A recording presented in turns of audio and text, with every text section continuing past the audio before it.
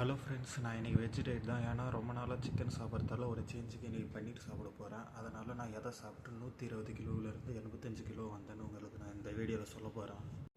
காலையில் எழுந்தோடனே 3 நட்ஸு சாப்பிட்டு அப்புறமா 4 முட்டை வேக வச்சுக்கிறாங்க. அது வெந்துச்சான்னு பார்த்துட்டு அதுக்கப்புறம் வந்து கொய்யாக்கா ஒரு 100 கிராமு. இன்றைக்கி நான் பன்னீர் எடுத்தாலும் கொய்யாக்கா ஒன்று எடுத்துக்கினேன். இதுதான் என்னோடய பிரேக்ஃபாஸ்ட் பிளேட்டு. இதே என்னோடய காலையில் பிரேக்ஃபாஸ்ட்டு. இவ்வளோ தான் சாப்பிடுவேன் காலையில். இதுவே ஃபுல்லாக இருக்கும் நீங்கள் 4 முட்டை சாப்பிட்டீங்கன்னா.